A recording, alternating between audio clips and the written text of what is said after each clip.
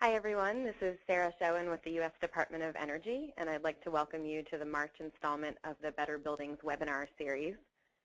In this series, we profile the best practices of Better Buildings Challenge partners and Better Buildings Alliance members and other aligned organizations who are working to improve energy efficiency in buildings. And we can head to the next slide.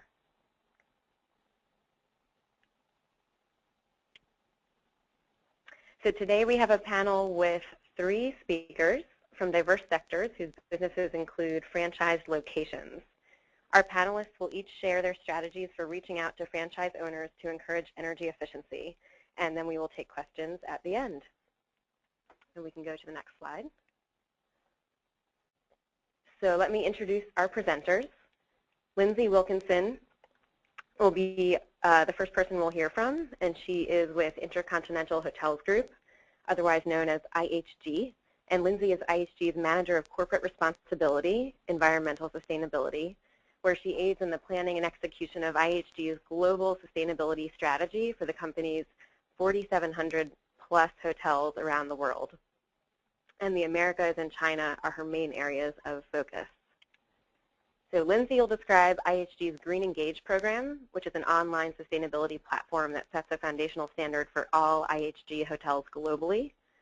And IHG now requires franchise locations to meet a basic certification level in Greengage, which includes energy benchmarking and several other energy activities.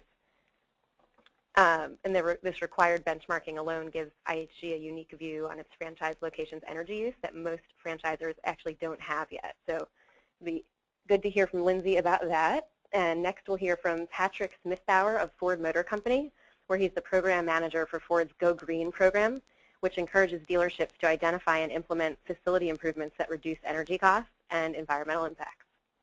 Patrick is a professional engineer and has worked at several major architectural engineering firms and has over 45 years experience designing and managing the construction of new buildings and renovations. You may not think of Ford as a franchise business, but in fact, Ford's dealerships are franchised, which gives the company a unique perspective on expanding sustainability efforts to franchise-owned facilities. And lastly, we'll hear from John Hurst of Dunkin Donuts, where he's a Senior Director of Global Design and Construction Services. John manages a team that supports the development of Dunkin Donuts and Baskin-Robbins ice cream stores, including design innovation, store planning, equipment services, sustainability, and image compliance for all new and remodeled locations. John is a registered architect and has 21 years experience in food service and has also worked in numerous architectural and engineering firms, in addition to other national restaurant brands, including Panera and Au Bon Pain. John, you had to make me speak French. John will share Dunkin's new DD Green program, a franchise sustainability program launched in late 2014, which incorporates energy efficiency requirements. So thank you all for being with us today. And we can go to the next slide. So before we get started with our presentations, I want to remind our audience to please send us questions through the messaging interface on your webinar screen. And don't hesitate to send in a question anytime during this session, but we'll hold the questions until after all of our presenters have had a chance to speak. And the session will be recorded and posted to the web for your reference, and we'll let you know when that recording is available. So with that, let me turn it over to Lindsey at IHG to kick us off. Lindsey? Great, thank you so much, and happy to represent IHG and our corporate responsibility program on this call.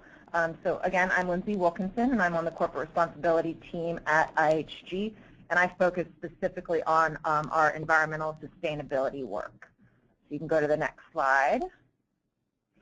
So IHG is, as you know, one of the world's leading hotel companies. We have over 700,000 guest rooms in over 4,800 hotels in nearly 100 countries. And this, we feel really gives us the obligation, but also the opportunity to make a tremendous impact on the environment in which we operate. And we really like to talk about how responsible business, including environmental sustainability, is ingrained in our culture. So since we have such a large global reach, we have a lot of challenges based on that, but we also have the vast majority of our hotels, around 85%, are franchised, and this is certainly one of the biggest challenges we face as we work towards our sustainability goals. And this literally means that we have little absolute say in what our hotels do on the ground, and getting buy-in from our owners and general managers in our hotels is absolutely key. And so one of the ways that we do this is by crafting our strategy with a focus on shared value. So our programs benefit not only the environment, but also the business. And this business case that has really been key to the success we have seen in the past. In addition to the franchise challenge, we have 9 hotel brands in different segments, in different climate zones, with different footprints and different needs. For example, we have a number of limited service brands that, they don't have kitchens, they don't have extensive staffs, but we also have many luxury hotels that have, swimming pools, on-site laundries, and multiple restaurants. So this sort of one-size-fits-all approach with our franchisees doesn't really work for us. So next slide, please. So what our answer to some of these challenges, including sort of the reach of our different brands and global scope, as well as the franchise business model, is our proprietary online tool, IHG Greengage.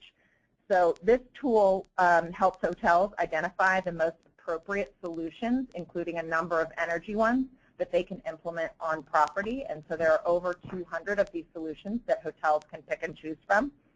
And it also helps hotels measure, manage, and report on their energy, water, and waste data to identify trends and track performance, and also compare themselves against benchmarks within the tool so they can see how other hotels of a similar size in a similar climate zone, for example, are performing. So to help guide hotels through picking what actions they should implement, we have divided these action items into 4 levels of certification. So level 1 is made up of action items that all pay back within a year, all hotels can implement. Moving up through level 4 action items, the highest level, that are all much more capital intensive, and these are like the solar panel type projects. And this tiering has certainly helped our franchisees in the past be able to pick and choose what makes more sense for the hotels. Because we don't expect all hotels to implement all action items that we lay out in the tool, but really want them to pick and choose what makes sense for them to implement. So, in a way that we do this is to make sure to be transparent within the tool and let them filter these action items by return on investment, potential benefits or disadvantages, among other considerations. And we also provide, guidance by brand to help hotels identify solutions that align with their brand identity. All right, you can move to the next slide. All right, so this tool we've seen some really incredible success with. It was launched in 2009, and by 2014, the end of the year, we had over half of our hotels voluntarily using it. It used to be an opt-in program.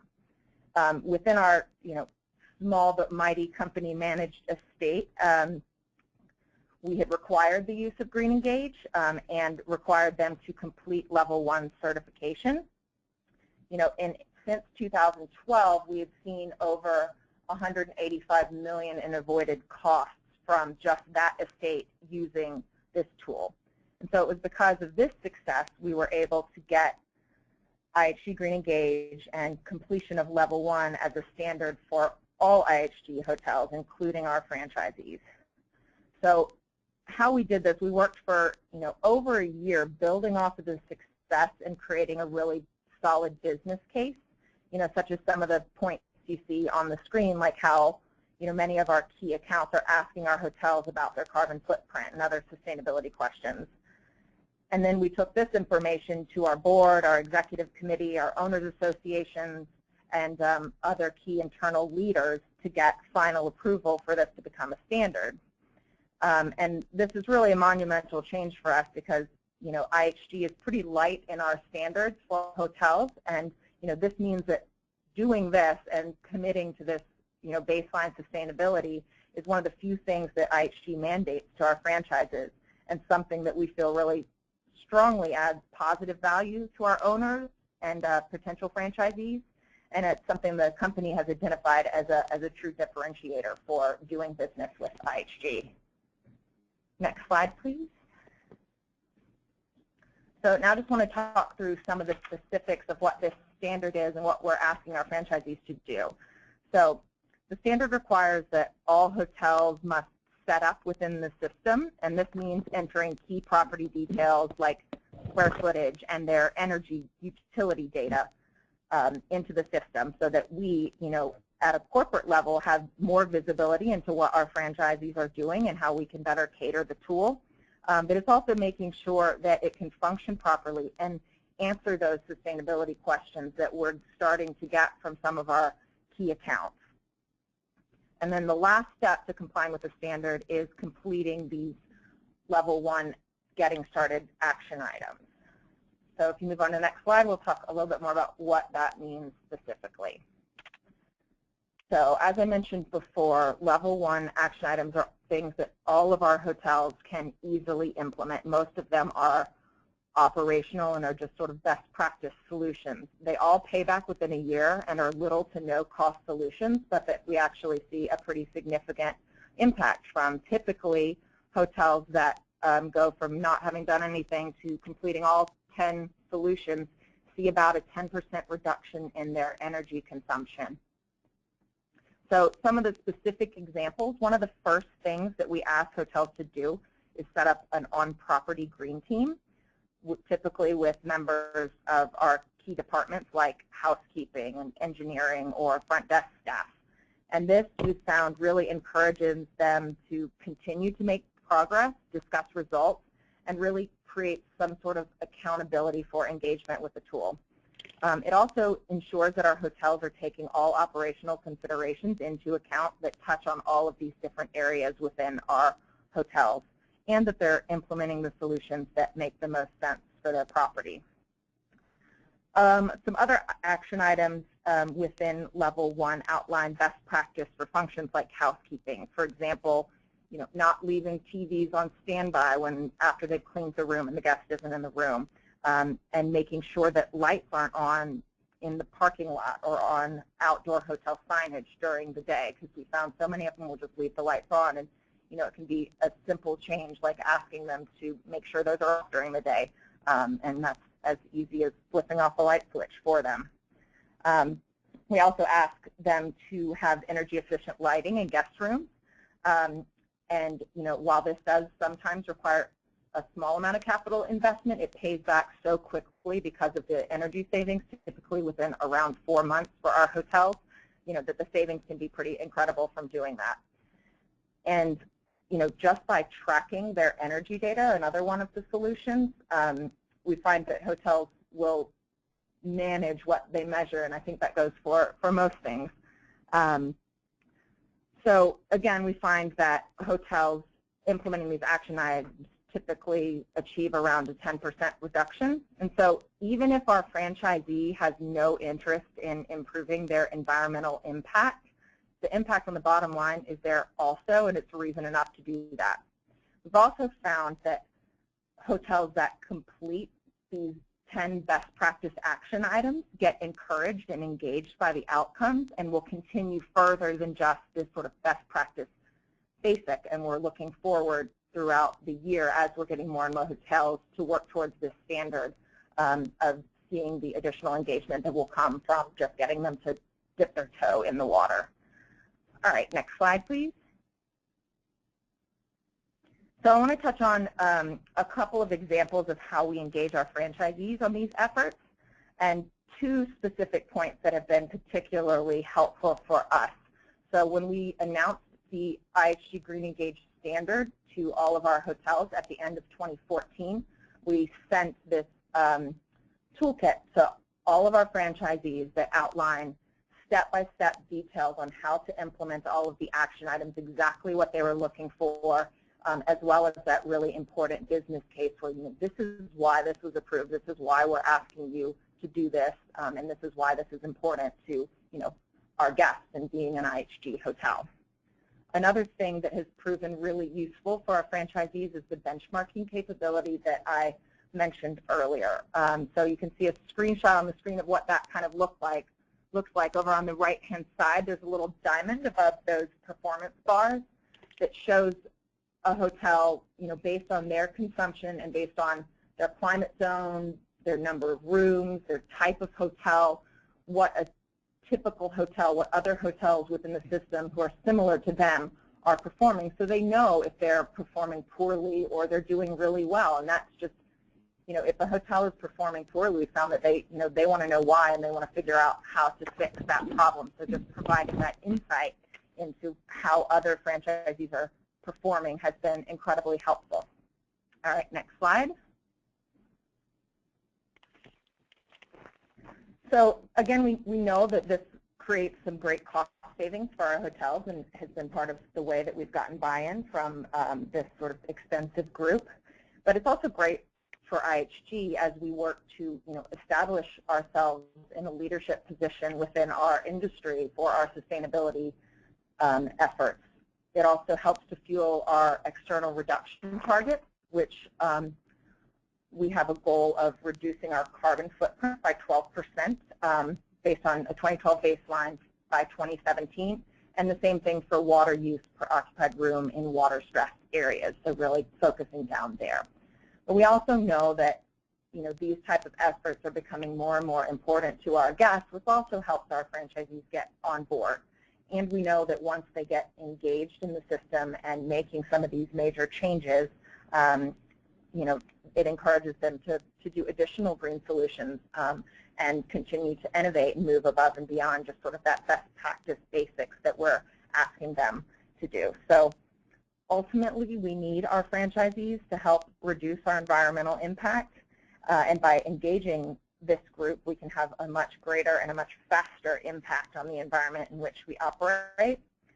So again, we have been successful in this engagement by really listening to their needs and creating guidelines for them and not this sort of one-size-fits-all model, because we've listened to their feedback and engaged them throughout the process of crafting this tool and coming up with this standard and seeking their guidance as we further develop our strategy. And next slide. I think that is it for me. Yeah, if anyone wants more information about our IHG Greengage or our other sustainability efforts or some of our community efforts, you feel free to visit our online responsible business report, which you can see the link there on the screen. And that was just launched last week, so it should be fresh and up to date for anyone who wants more information. And with that, I will say thank you and turn it back over. Thank you, Lindsey. It's great to learn about Greengage and IHG's shared value approach, good for business and good for the environment, and your commitment to sustainability resulting in Greengage becoming a standard for all IHG hotels as of, I think it was January 1st of this year. Now let's turn our attention to Patrick from Ford Motor Company. Patrick, can you tell us about Ford's efforts to engage dealerships in energy efficiency? Absolutely, and thank you, Sarah. Of course, I'm Patrick Smithbauer. Thanks for the introduction. I'm the Go Green Program Manager, and I'll tell you about the Go Green Dealership Program. Next slide. Let me start with definition of Ford's sustainable vision, which is to provide sustainable transportation that is affordable in every sense of the world, every sense of the word, environmentally, socially, economically. Of course, you'll recognize that as the triple bottom line. And as Bill Ford says, improved sustainable performance is not just a requirement, but a tremendous business opportunity. Next slide. So I'm going to tell you about the Go Green program and explain some of the facets of it. Next one. This program extends Ford's commitment to sustainability and energy efficiency to the dealerships, their franchises, as was mentioned earlier. The program was developed and implemented using national expertise. Fordland, of course, with all of our energy and engineering expertise, plus national energy consultants that we brought on board, partnerships with DOE, and the team of engineers led by me who are working on this project and keeping it going. Next. It mirrors the corporate commitment of energy and efficiency and sustainability. Now, dealerships are owned and operated independently. The Go Green assessments are included as part of several programs that Ford Motor Company offers. So we do these assessments for the dealerships. The objective is to reduce dealership energy consumption and costs and encourage dealership investment in energy efficiency. Next. So how do we do it? The Go Green assessment program starts with a review of the energy and the utility usage data at each facility. We're talking about lighting, HVAC, water, building envelope, and we look at the potential of renewable energy. We do an assessment report, which starts with a detailed assessment where we visit the site, look at all the equipment on site. From there, we prepare a comprehensive report and conduct a review of that with the dealer. Next. We identify monthly and annual energy uses by source. So how much electrical power are they using? How much natural gas, as well as others like fuel oil or propane. We determine existing unit cost of energy used, predominantly electrical and natural gas. And we determine existing annual energy used by system. So we are able to break that down so we can tell how much are you spending on interior lighting, how much of our dealerships are spending on interior, how about HVAC systems, for instance. So from that, we can identify where are they spending most of the money, and of course that leads you to where is the best bang for their buck. Next.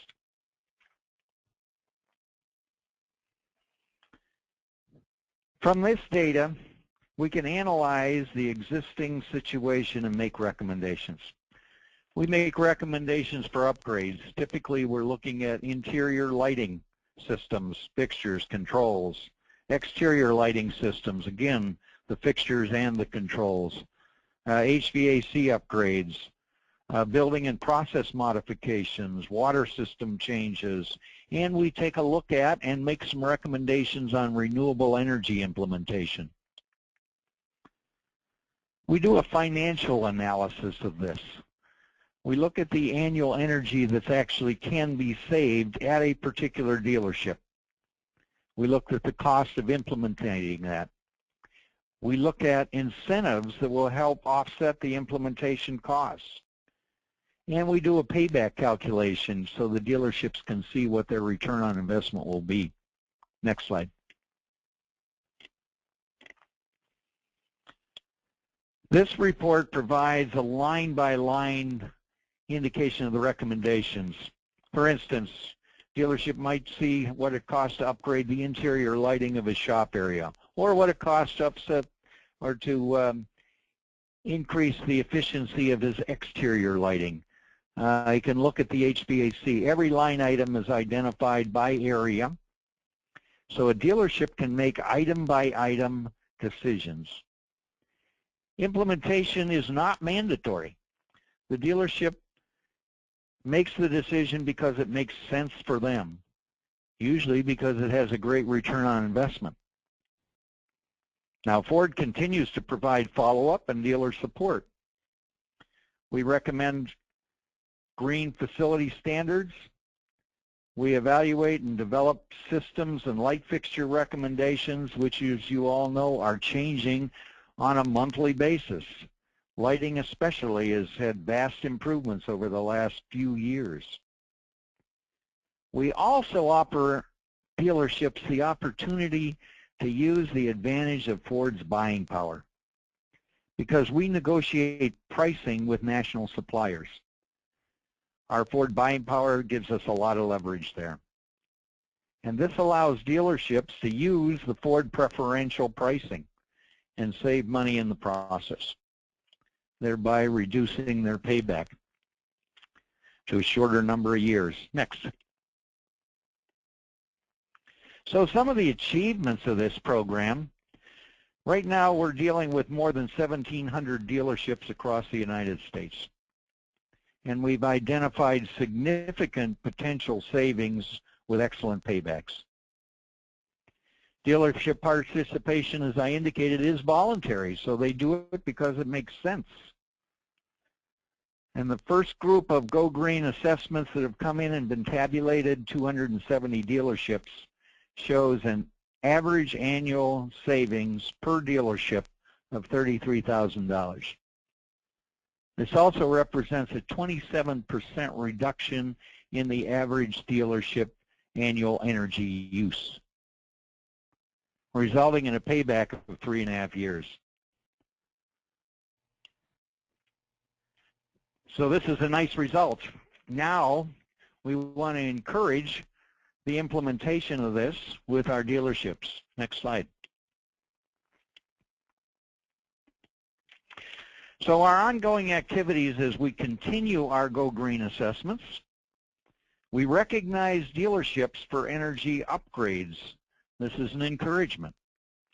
We provide ongoing technical support for energy reduction. We provide energy guidelines for facility upgrades.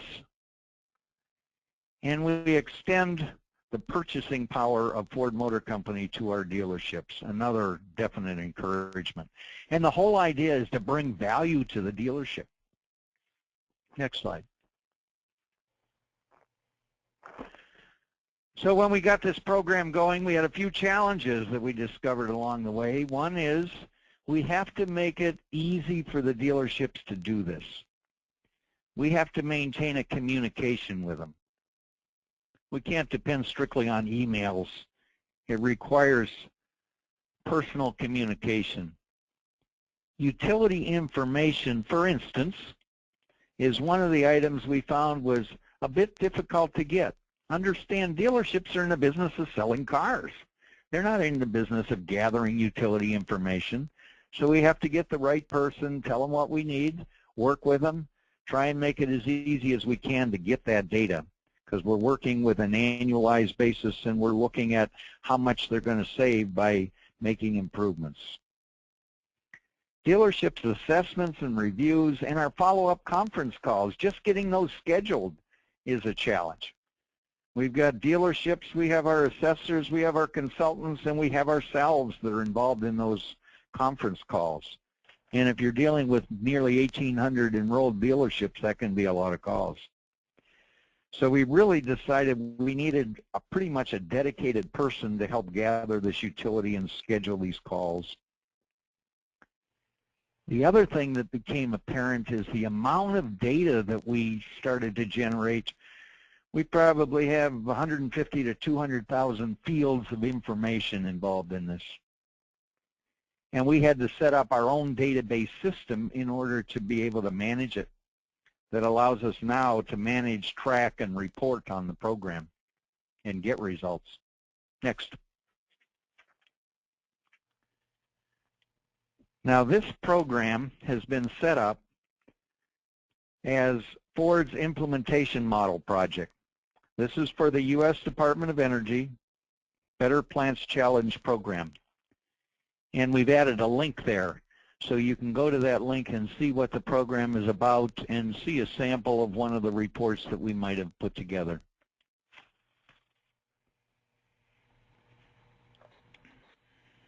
Yeah, go ahead, next. This is part of a recognition that we're doing with our dealerships. We're recognizing dealerships that have achieved significant energy reduction. In this case, at least 25% reduction in annual energy use. And we're encouraging dealerships to make these upgrades. By the way, this is a joint award. This is not just Ford Motor Company, but this is a Ford DOE award. And well received by our dealerships. Next. So what's next? Next is to reach out to dealerships with more opportunities and provide support. Recognizing energy efficient dealerships on an annual basis. Continuing relationships with DOE. Engaging in an Energy Star program for our dealerships. and developing standards and implementation of new technologies which are happening all the time. And the bottom of that is encourage renewable energy as well. We look at the potential of solar in particular as one of the opportunities for dealerships on the roofs or other locations. Next. So this concludes my presentation.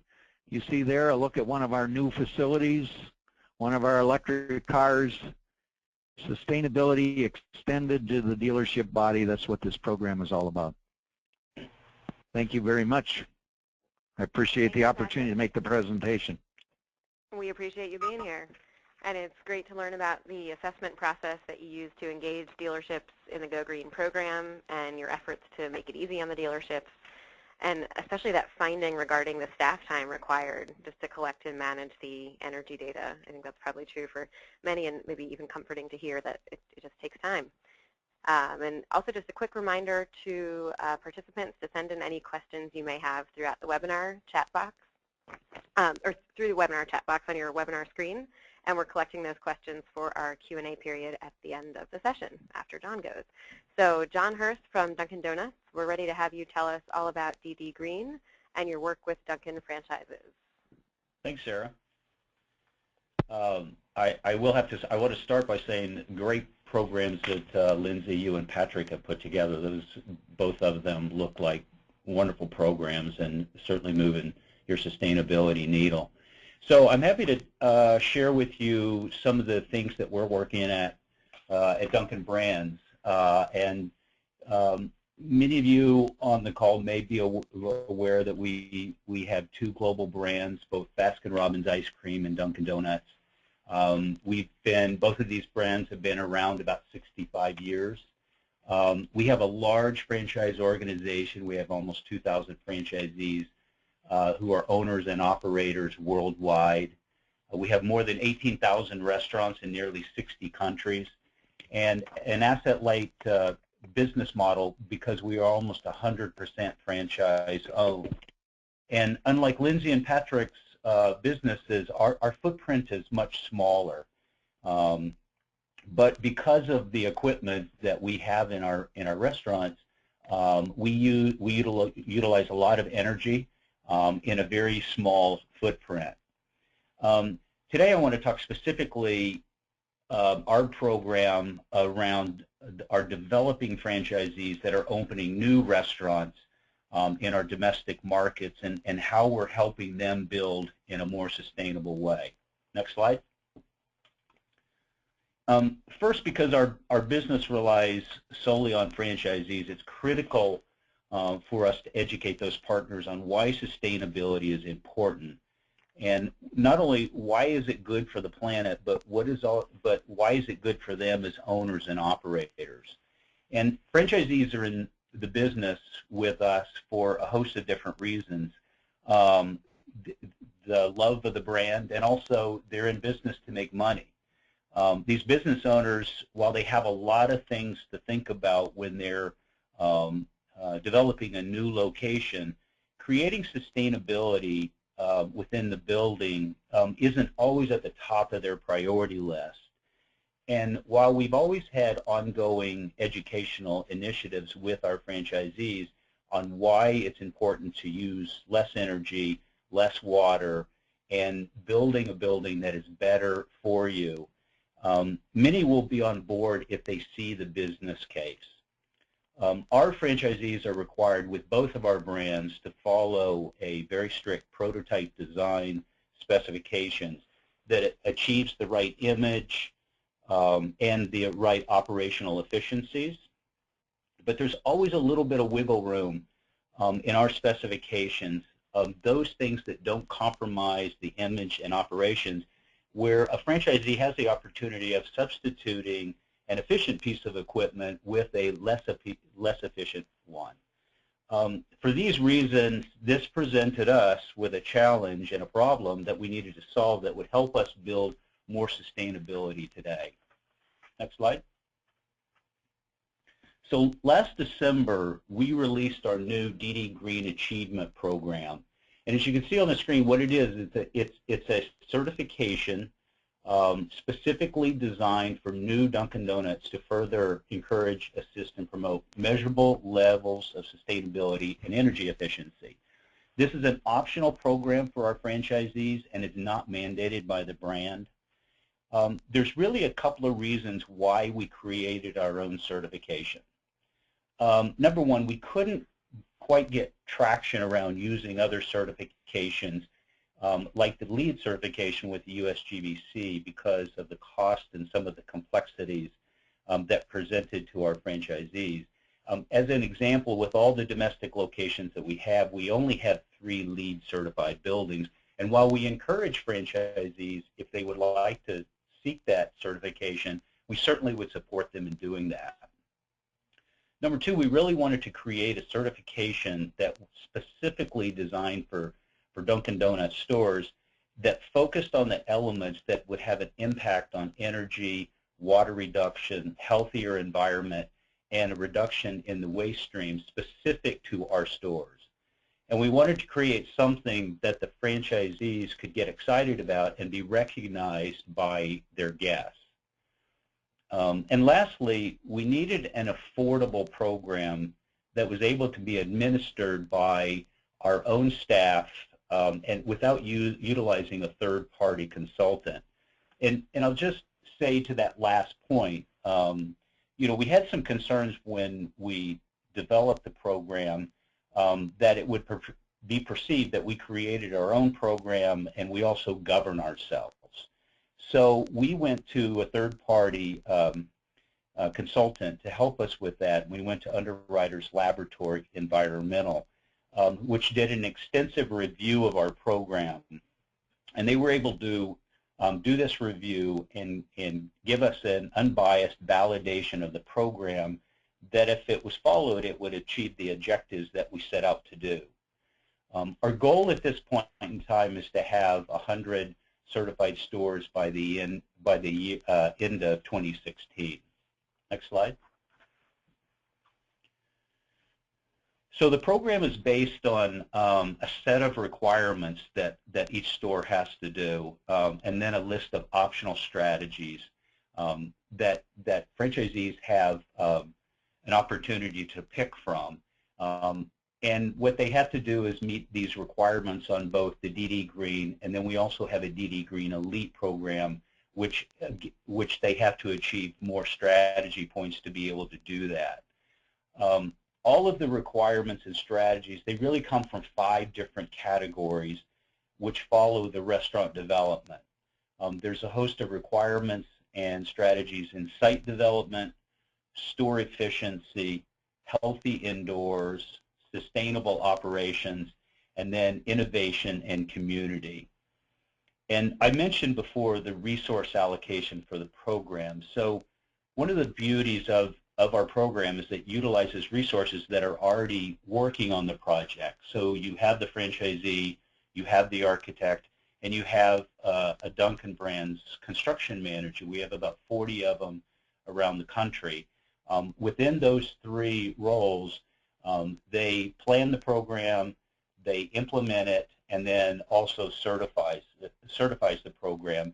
And at the end of it, as the construction manager is doing a walkthrough of the punch list with the franchisee, they will also fill out a checklist to make sure that they have met the requirements and met all the strategy points that would get them to the certification.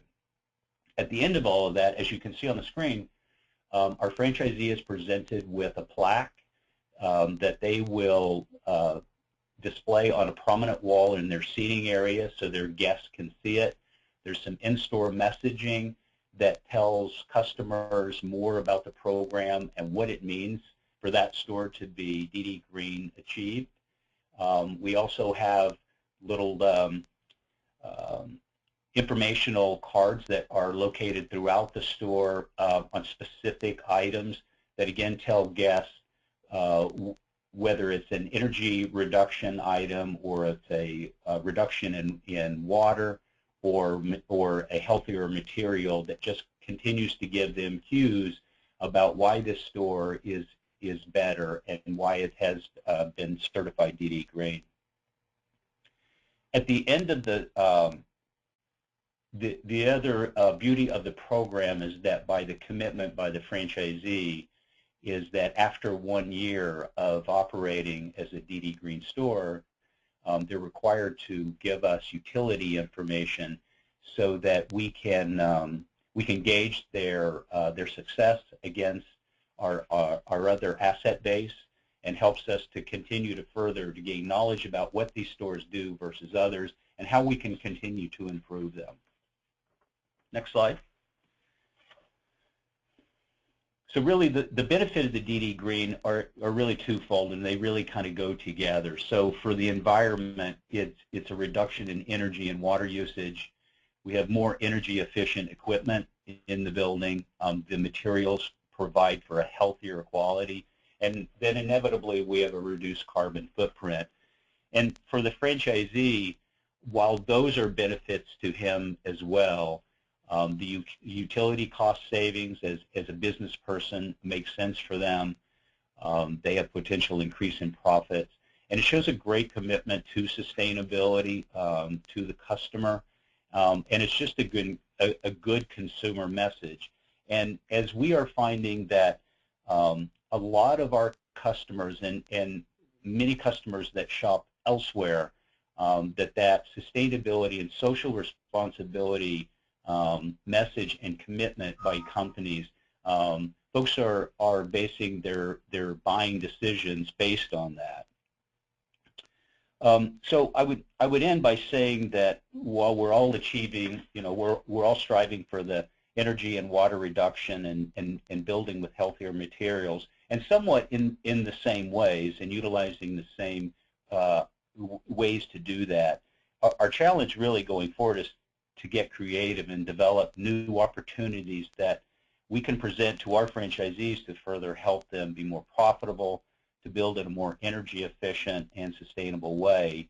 And I would say webinars like this and venues like this where we can share ideas in an open format are great. I commend the DOE and the Better Buildings Alliance on the work they've done to bring us together to share these ideas. This concludes my presentation. I hope in sharing my Dunkin story it will help in some way help you in your mission to become a more sustainable company as well. Thank you. Thank you, John. And it's great to learn about DD Green and the achievement certification that you're using to encourage Dunkin' Donuts franchisees to achieve the measurable level of energy efficiency in new restaurants. And we can go ahead now and take some questions from the audience. And because Lindsey went first, I think we'll start with her. So our first question here is just, when did IHG first implement the system, and when do hotels need to comply? Sure. So we established IHG Greengage. We built it in 2009, and have seen increasing momentum within the tool, and sort of hit that 50% on board at some point last year, which then got us to approve this as a standard for hotels. So hotels in our system currently have until December 31st of this year, 2015, to comply with the standard. Okay, thank you. And I will grab one for Patrick now. Does Ford offer any kind of financing to dealerships for upgrades? Ford offers some support on financing when a dealership is renovating their facility to the new look. If you've seen this new silver look building, they in some cases will do that. They had a program. They do not specifically opt for financing or support relative to upgrading energy uses within an existing facility. Those things typically stand on their own, but if they are part of a renovation that is an upgrade of the overall facility to the new look, then they do fall into the realm of receiving some support. Okay, thank you. And actually, we have a question for potentially all three of you. So the question is, probably from an energy service provider, a vendor, asking if there are things that energy efficiency consultants can do to help franchisees that maybe aren't things that you see regularly offered at this point.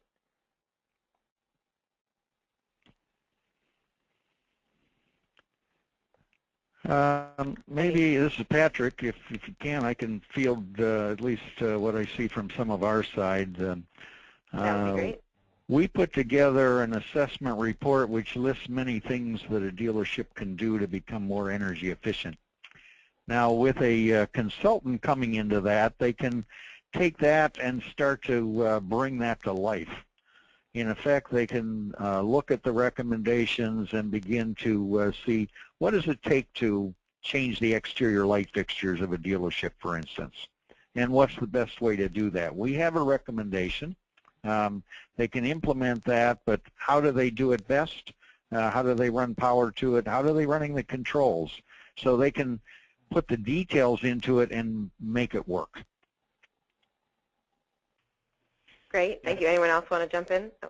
Yeah, and I would say, Sarah, that so I mentioned this briefly, but I think that some of the learnings that we can get from expertise, from experts like an energy consultant. So the thing that that probably keeps me up at night is, while we can all say that changing our lights to LED light fixtures and utilizing energy efficient, more efficient mechanical units and lighting controls and exhaust controls and those sort of things, there will be a day where we are all doing that, and that really becomes the green fee for any building that gets built, either by just the products itself coming down in price that will inevitably get rid of the less efficient either fixtures or mechanical units, and or already dictated by the municipalities, and we're certainly seeing that in California by the Title 24. But then the question would be, is then what are we doing next? And I think that is really where our challenge is. And these are I think these are all great programs that we've developed right now for the tools and the materials and the equipment that we presently have, because there's a lot of still inefficient elements within a build that can go into a building at this point in time, but those will inevitably be phased out over the years. And so what I find exciting is working with people in the know that can look out, what does 10 years look like from now, and what are we doing then? And you know, I don't know if we've completely cracked the code on that one yet, but I think that's the one where, you know, I think partnering with energy consultants and other expertise in the market, I mean, I certainly take every opportunity I can to visit with as many people as I possibly can. Thank you. And Lindsey, anything to add? Yeah. Yeah, no, I was going to say I'm. Go ahead. Oh, sorry. I would mirror a bit of what both Patrick and John said as far as innovation goes. I think IHG is always looking for that, forward thinking. What else can we do? What have we not thought of? And we certainly do rely a bit on some of those external consultants, external groups on helping us make sure that we are aware of and thinking about the newest things out there. I think as far as sustainability consultants go, we've seen a number of our hotels will work with someone or a firm specifically to help implement some of the solutions, because we have so many hotels and we don't have vision into the specific needs and the how the building is wired for all of our hotels. Many find it valuable to work directly with our hotels to help implement some of the guidance that we've laid out. Thank you.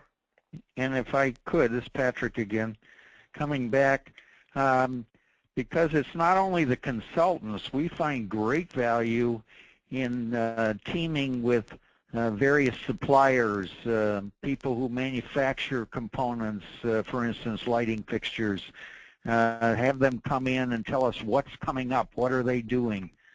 We don't necessarily deal with just one lighting supplier, but many.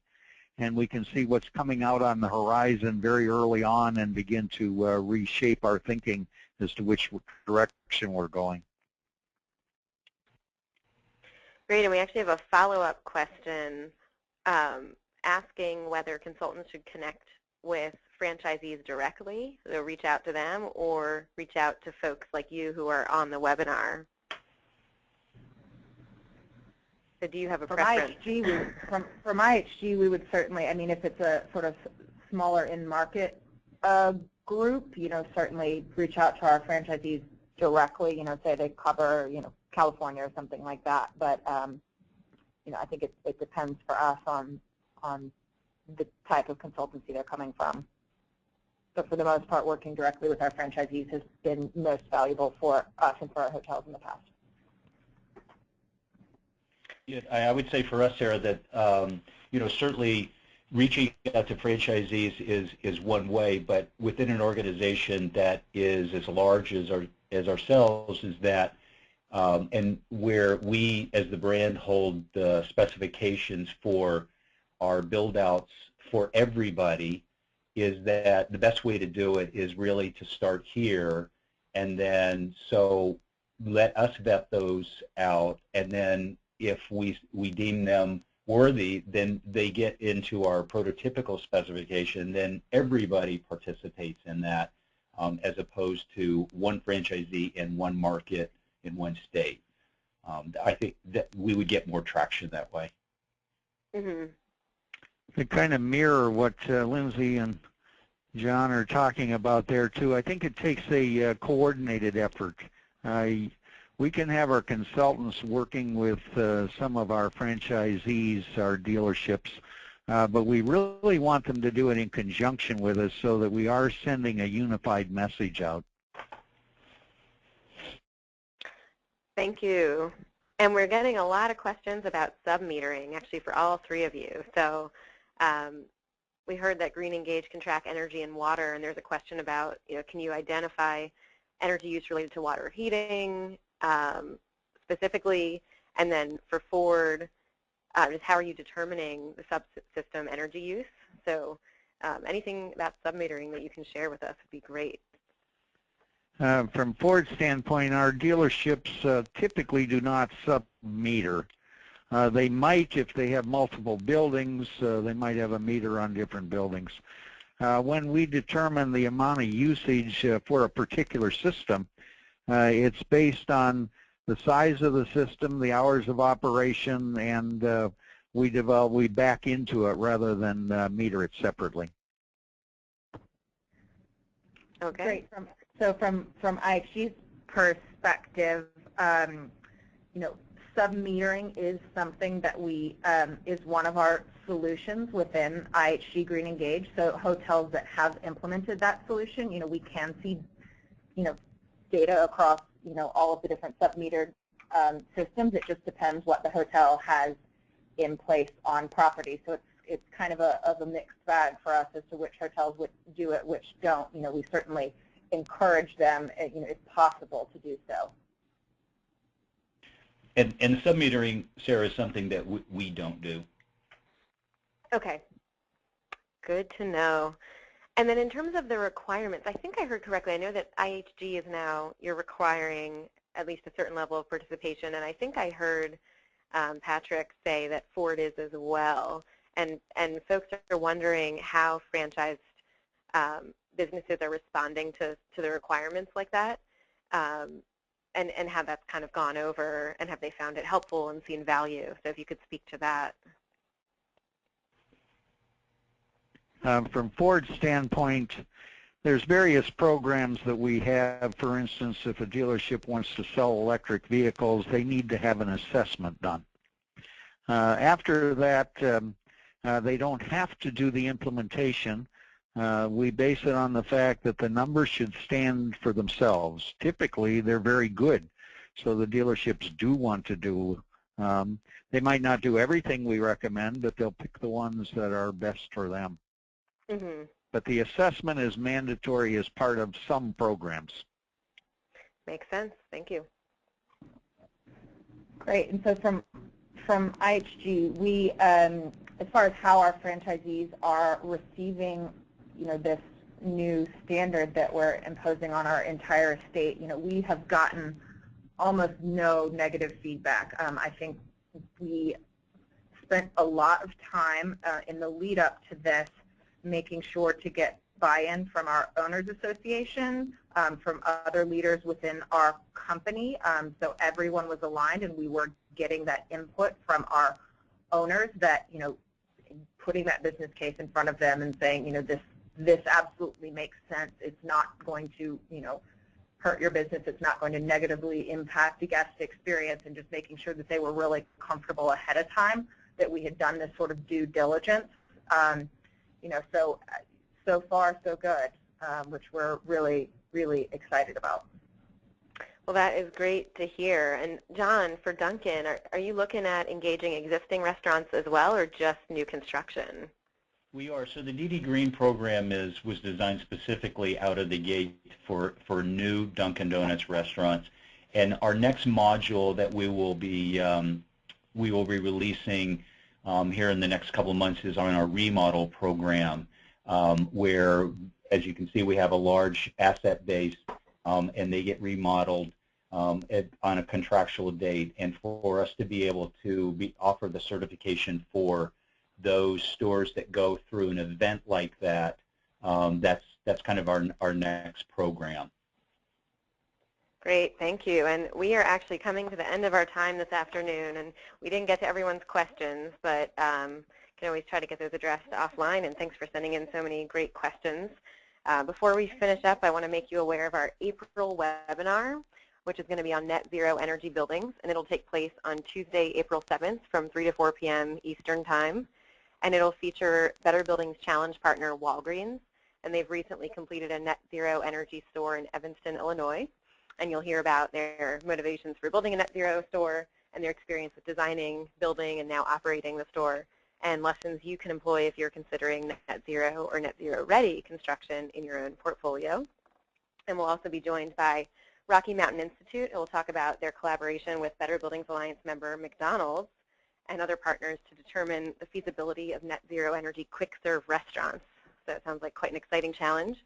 And we, the Department of Energy, will also present the outcome of our recent efforts to convene stakeholders to develop an industry-wide definition of net zero energy buildings. And you can register right now, anytime you'd like, for this webinar coming up in April on the Better Buildings Challenge homepage. And we can go to the next slide. So the April session will actually be our last Better Buildings webinar for the 2014 to 2015 season, because we're preparing to host the annual Better Buildings Summit in May here in Washington, D.C. And the summit is a chance to shut down your computer and come interact in person with leaders in building energy efficiency. And we'll have dozens of interactive sessions featuring Better Buildings partners, building tours, and peer networking opportunities. So you can register to attend the Better Buildings Summit also on our website. And with that, I'd like to thank our panelists, Lindsey, Patrick, and John.